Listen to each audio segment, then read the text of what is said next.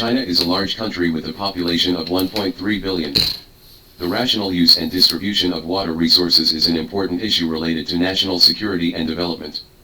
Many rivers in China are transnational, the most famous of which is the Yarlung-Zango River, which originates from the Tibetan Plateau, passes through India, Bangladesh, and other countries, and finally flows into the Bay of Bengal. It is the longest plateau river in the world. The Yarlung-Zango River is very rich in water resources in China, but relatively less in India. This is because the Yarlung-Zango River passed through an extremely steep canyon before entering India, which is called the Grand Gorge Bend of the Yarlung-Zango River. Here, the Yarlung-Zango River drops more than 2,000 meters almost vertically, forming the deepest canyon in the world. As a result, the Yarlung-Zango River lost a lot of water and water energy downstream. Although the Indian people do not enjoy the advantages of the water resources of the Brahmaputra, they are also very dependent on this river. The Yarlung-Zango River, known as the Brahmaputra River in India, is one of the main water sources in northeastern India.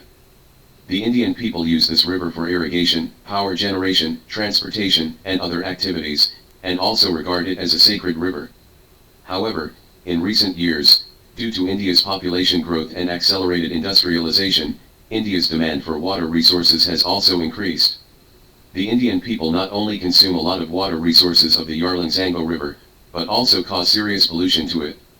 According to reports, India discharges millions of tons of domestic and industrial wastewater into the Yarlung-Zango River every year, resulting in a decline in river water quality and damage to the ecological environment.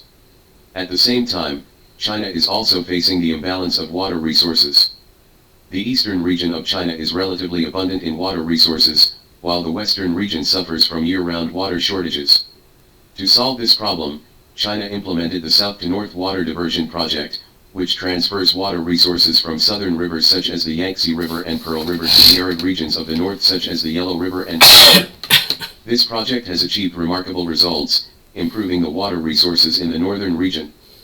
In addition to the South to North Water Diversion Project, China has an even bolder plan, the Tibetan Water North Diversion Project. The goal of this project is to transport the water resources of the Yarlung-Zango River and other rivers on the Tibetan Plateau to Xinjiang, Qinghai, Gansu and other provinces in the northwest China.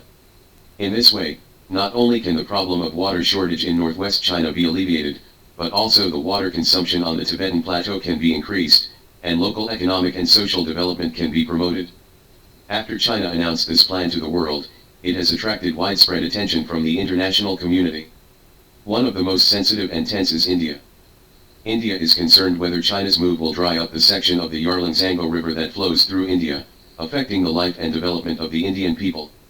The Indian government and media have expressed strong dissatisfaction and protest against this, believing that China is violating India's water rights and interests. However, India's worries are actually unnecessary.